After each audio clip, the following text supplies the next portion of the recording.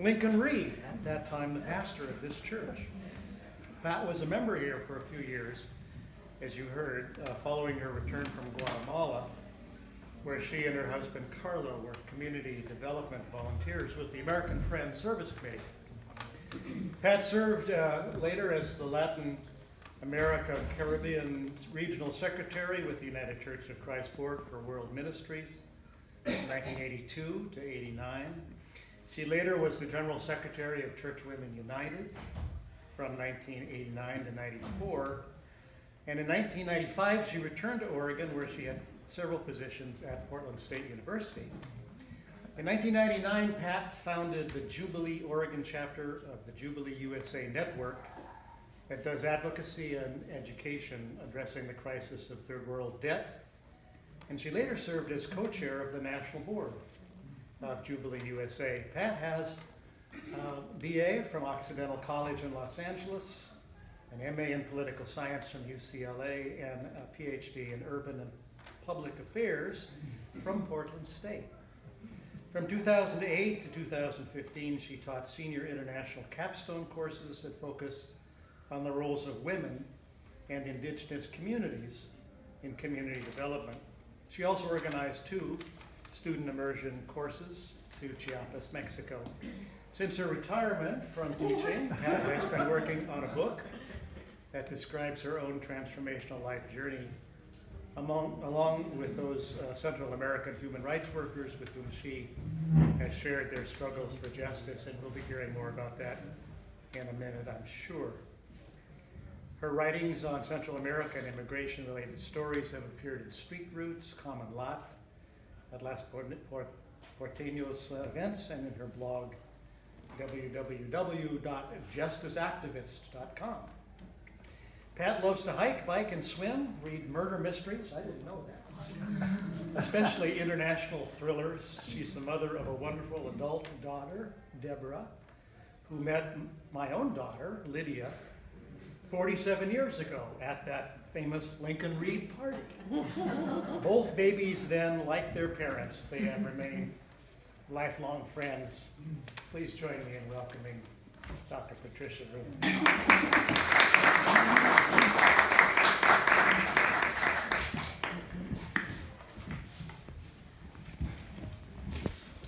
This is being videotaped, so that's why I'm up here. Can all of you hear me? Not too well. Not too well. Okay, I don't know if Steve's still here, if the mic is possible or not, but I will try to be articulate and speak slowly. Okay? Now you know all about me, and I know very little about you. You don't know all about me because basically Margaret Baldwin and I met because we were nursing babies, so we were not part of the drinking downstairs that was going on as McGovern went down to deep defeat. So Margaret and I, our 2 babies, bonded over nursing upstairs. Well, as you heard, I went to Guatemala in 1969, which to my amazement is 50 years ago. And this book that I've written is, the first part are stories about the Guatemala reality, to provide some context about why people are leaving there and in many other countries in Central America.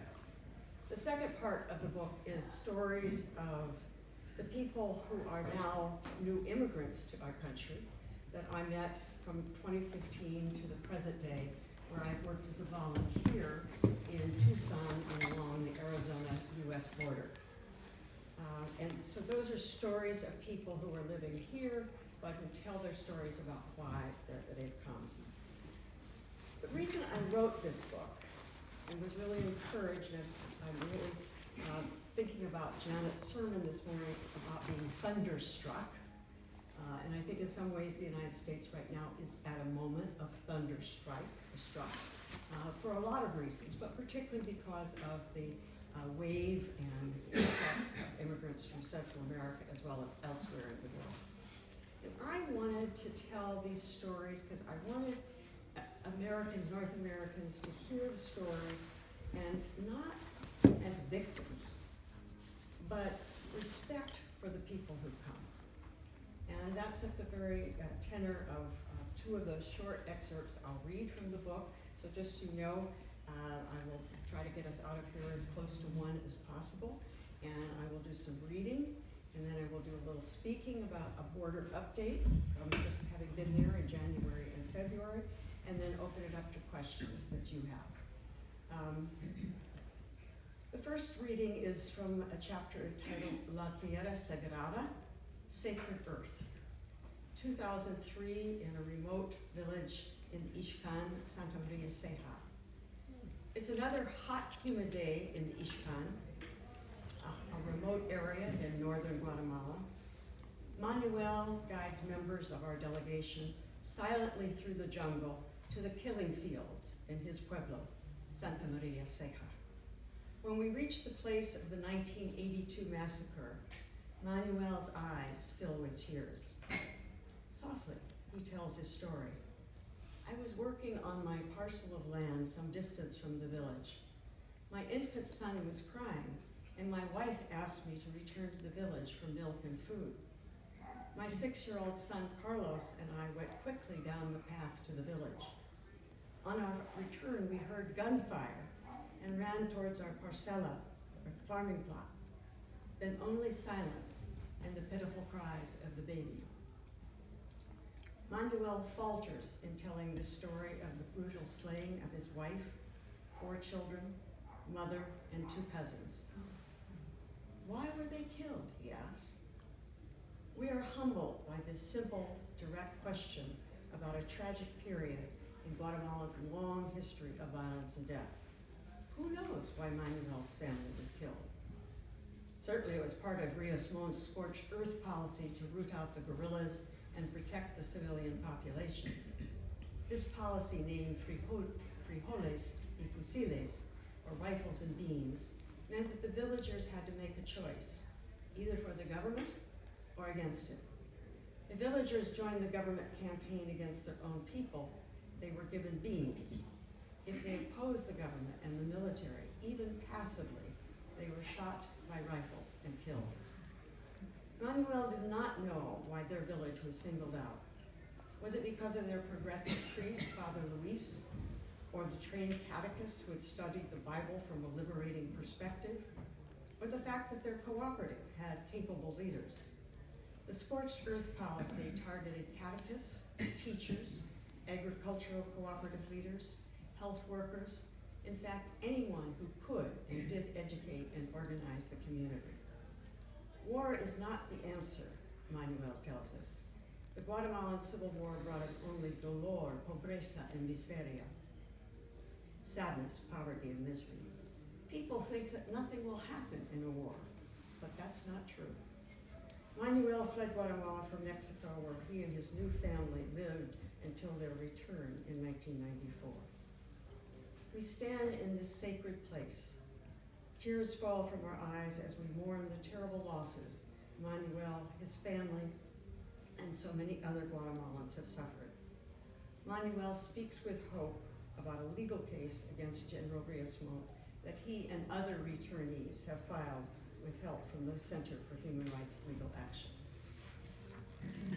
If someone could pass me my water, that would just be great. Thank you.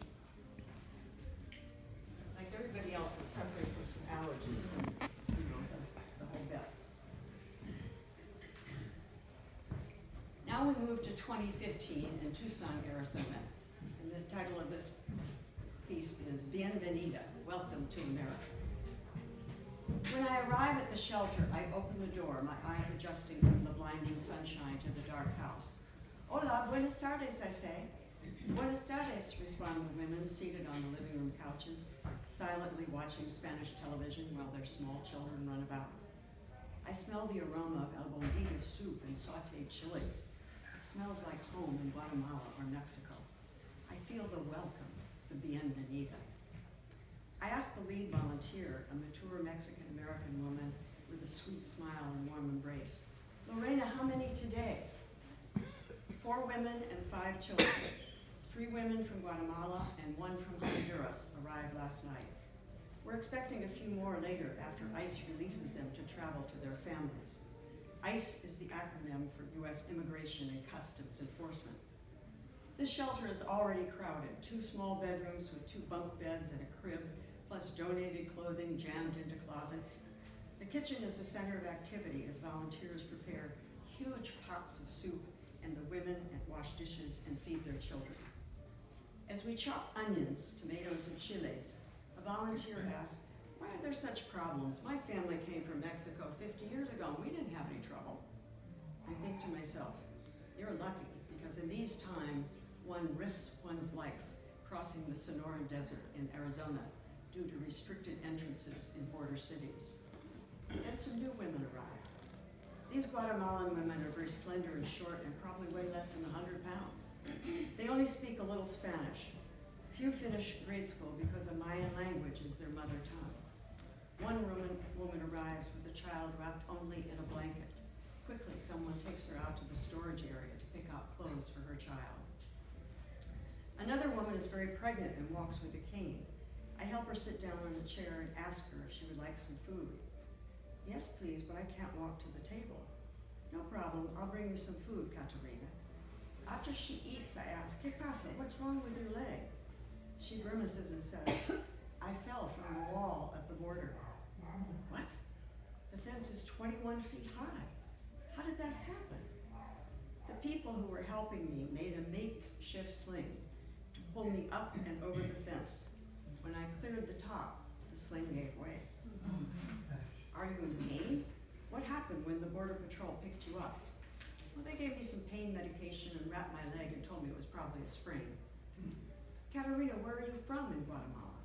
"San Marcos," she replies. "Tacana?" I ask. She looks surprised. I visited there many years ago. Her eyes light up as she tells me about her town and family. Like many of the women, she has a story of leaving a child behind. Tears form in her eyes. I close my eyes and think how tragic to have to make that kind of decision. She left due to poverty, lack of work, and the hope of finding work in the United States. Her unemployed husband left her after her second pregnancy. I asked the resident coordinator what will happen to her. He explains that she has a medical appointment that evening to see if she can travel by bus. But how can she travel? She has to keep her foot elevated, plus the fact she's pregnant. There's no way that she could travel on a crowded bus. "Pat," Jorge says, "you know that we cannot keep her here, and we have a full house tonight and probably more over the weekend." I return to the living room and sit down next to Catarina. "I know this is difficult. You're very brave to have traveled so far." She sighs and says, "I had no choice, as I want my child to have a better life." It's time for me to leave. Such mixed feelings, sad and frankly a bit pissed off as well as conflicted. Part of me feels at home with the Guatemalan women and brings back both warm and painful memories of my life in Guatemala. I'm concerned about the future of these women. With limited education and no English, some of them will work plucking chickens in factories or cleaning houses in order to survive. ICE gives them a 6-month reprieve following their initial detention before their next court hearing, with probable deportation if they do not have a good attorney. They're heading by Greyhound to reunite with a family member. I don't know what will happen to them in their new homes, but they are strong and determined. Their new communities will support them. Now I'm going to just switch gears a moment, and we're now in 2019, and as we all know, that the shelters are full to overflowing along the U.S.-Mexico border, whether it's in Texas or Arizona or California. I went to Tucson, Arizona in the winter of 2015, really so angry about my government's treatment of the unaccompanied minors who started arriving in 2014. And I was complaining and whining and moaning, and my good friend Linda Jaramillo, that some of you know, who was then the head of Justice and Witness for the UCC, said, "Come on, Pat, why don't you go to the border and do something?" So I became a volunteer in mission with the UCC with a small stipend, and off I went with an introduction to 2 people in Tucson, and just found an amazing community who was opening their doors and pouring out their hearts and their energy into caring for people. Have any of you heard of Samaritans? Okay. And some of you have been to the border. Have you been to any of the borders? Okay. Samaritans are the ones who carry water and medical aid and blankets to the desert trails, along with no more deaths. There are innumerable humanitarian organizations doing great work in that area, as well as in Texas and in California. I immediately began to volunteer. What I want to talk about is what's changed since 2015 to 2019. And mostly it's the tremendous increase, but it's not an increase in single men crossing the border, it's an increase of families and children coming. And as we all know, the Border Patrol and its detention at the border was set up for single men, usually coming from Mexico, who were kept for a couple of days and then immediately deported. It was never set up for nursing mothers and babies and children crawling on the floor and husbands concerned about their families, etc. So in one sense, I do not feel sorry for the Border Patrol, but other than the fact that they are carrying out policies, which I abhor in my own government, but they were not prepared, and they still aren't prepared. And some people have said if we try to think about a different way we could be at the border, here I'm talking about the U.S.-Mexico border, but there are many borders, as we know, in this world. And I'll just share something that 2 weeks ago I was at First Unitarian Church at a book fair, and I went upstairs during the interim to hear Bill Sinkford. Do you all know Bill Sinkford, who's the senior pastor, an African-American pastor at First Unitarian Church, and he was talking that day about trauma and how it affects our lives. And immediately in my mind came the faces of many people I've seen in the shelters.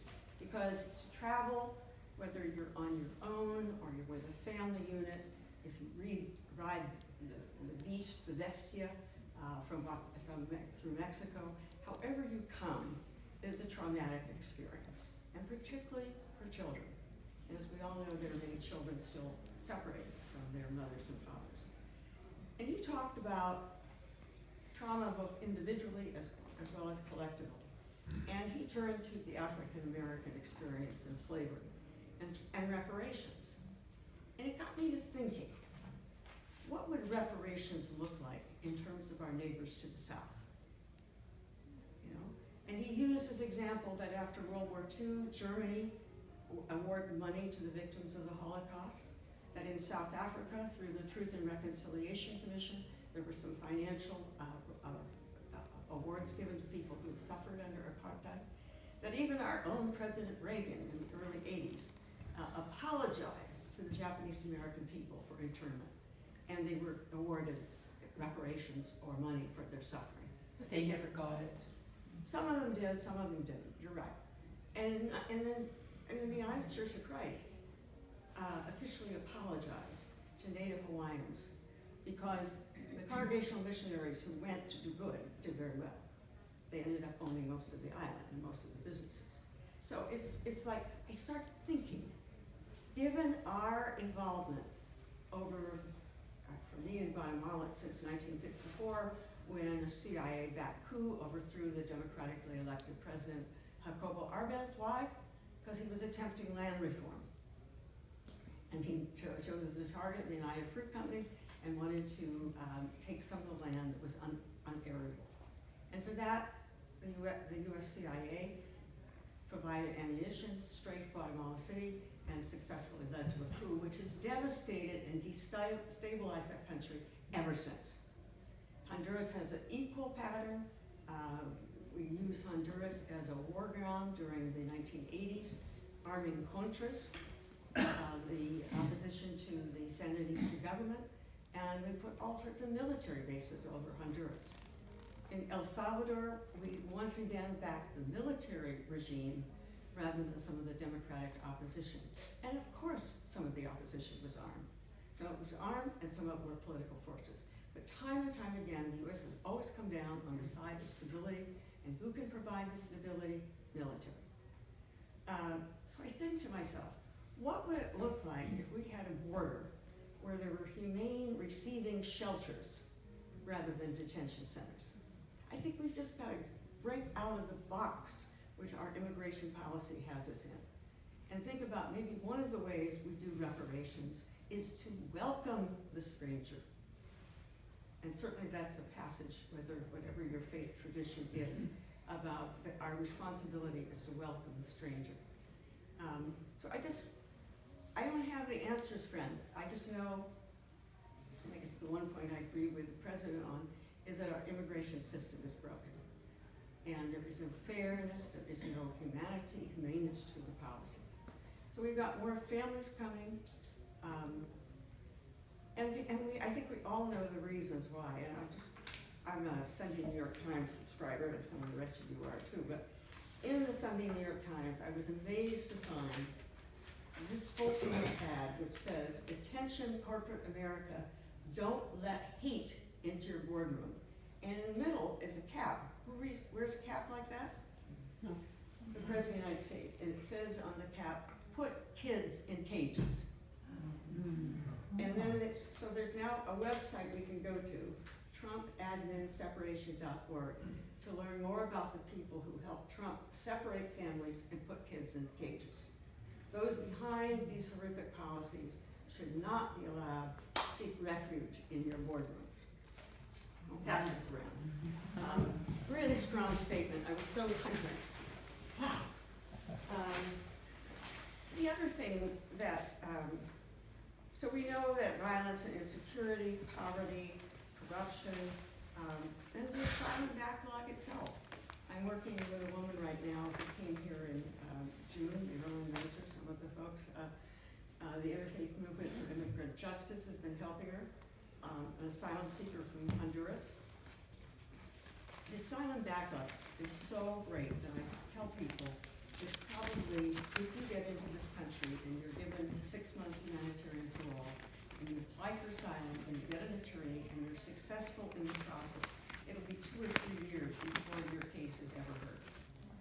And working at the shelters this winter, and my job, because I'm fluent in Spanish, was to do the intake, which is finding out where people are from, where they're going, calling their families, telling the families how to order a bus ticket, getting people to take them to the bus station, etc. And trying to explain what the asylum process is like.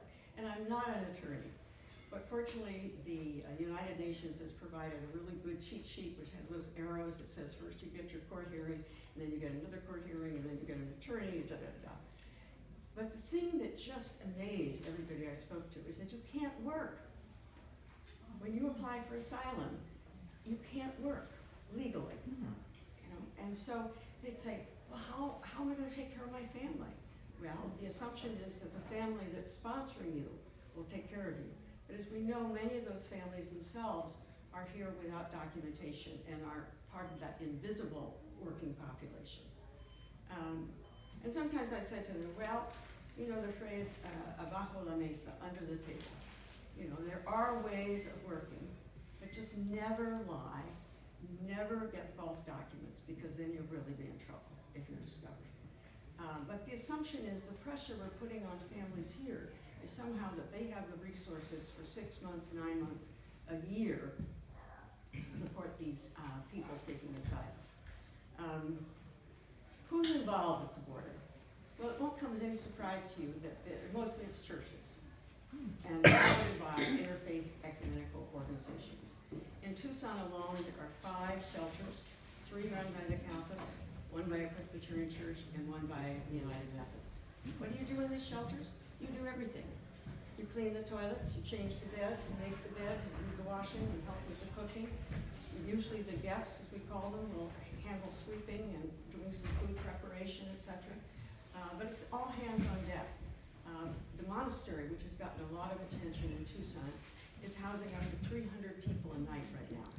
Because what ICE has done, because they're overwhelmed in processing, is just letting people go, in essence. And along the border in Sonora, Nogales, Sonora, and Nogales, Mexico, there are shelters on the Mexico side of the border. And the Jesuits have a feeding center called the Comedor, the Kino Border Initiative, which does a tremendous job.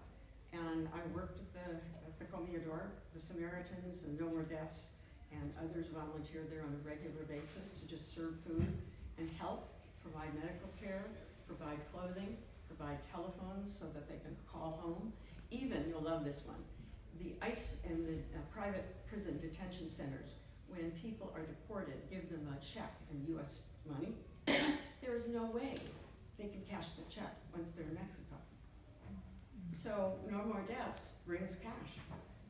And the immigrant signs over the check and gets money. So I mean, it's one of those places like I would call a multi-purpose service center to meet people's needs.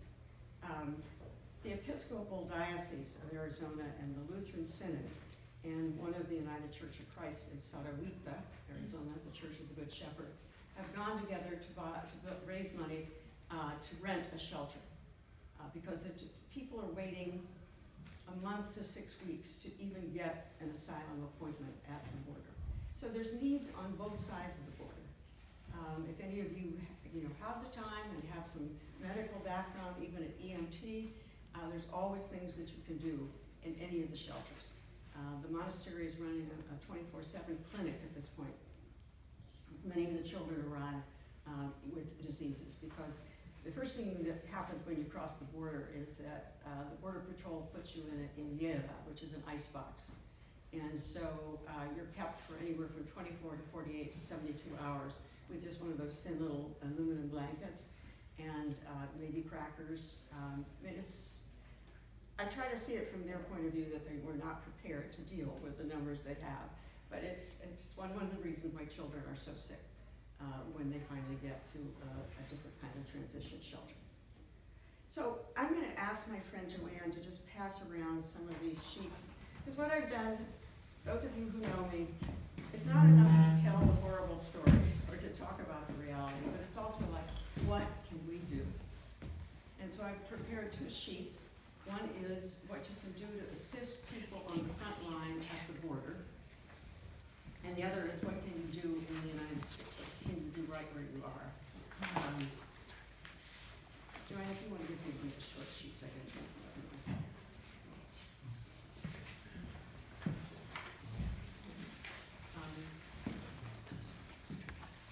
Because there's all sorts of ways without leaving Portland, Oregon, that you can be supportive of people at the border. A UCC clergy woman, Reverend Deborah, is working full-time as a volunteer right now at the Benedictine Monastery. And it's sending incredibly good kind of updates about what's happening and how you can get involved. And what I would say, people always say to me, should I send stuff? No, send money. I mean, they can buy things at the border, either in Sonora or Tucson, or El Paso, or McAllen, Texas, or San Diego, etc. But what is needed is financial support. If any of you have a couple of weeks and want to go down and volunteer, great. I'm happy to help, and there are other people here in this room who can give you a referral as well. If you're going to be right here in Portland, Oregon, I would urge you, as part of the Immigrant Welcoming Network in the UCC now, to become active in the interfaith movement for immigrant justice. We have our Cedar Hills UCC folks here. We have First Presbyterian here. Hillsborough, great, okay. And the Interfaith Movement for Immigrant Justice is having a advocacy day tomorrow. I put the wrong date, sorry friends, it's April 8th. And I know Bruce is going down, and Frank is going, I'm going, and Marilyn, are you going tomorrow? No, I'm not, but Barb's going. Barb's going, okay, yeah. And this is to really advocate for the driver's license for all, as well as increased funding for refugee resettlement agencies, because with Trump's putting a cap on refugee resettlement, that means a lot of refugee resettlement agencies have had to cut back staff. So it's looking at what the state can do to help with some of our resources there.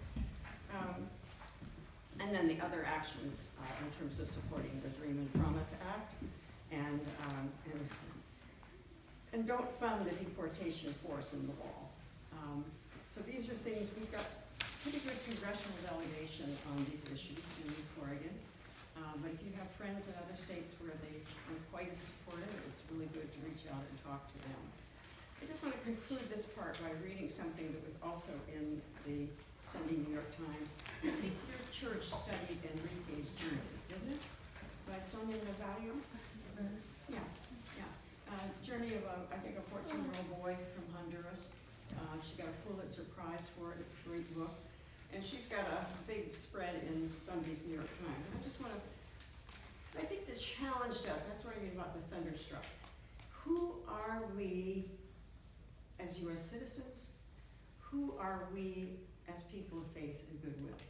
You know, what is this moment? What is this opportunity? And she writes, cutting off the border and trying to stop victims of domestic violence from applying for asylum or even greater mistakes. During World War II, the United States blocked a ship with hundreds of Jewish refugees from docking at our shores, sending many back to their deaths. After the war, the United States declared never again and became a leader in the refugee movement. This is at the core of who we are. We don't send people back to die. We incorporated that ideal into international treaties and our own immigration laws. And we, in the last couple of years, and it is, I have to say, President Obama had a not quite as draconian approach to deportation, but there were a lot of people deported, and some bad things happened during his tenure as president. It's a system. The system has got to change. And it seems to me that people of faith and goodwill have got to take a leadership role. And I'm just trusting, looking at good faces of good people in this audience, that you will hear that call or that vocation as Janet put out this morning. So let me stop there and take your questions, and I'll try to answer the best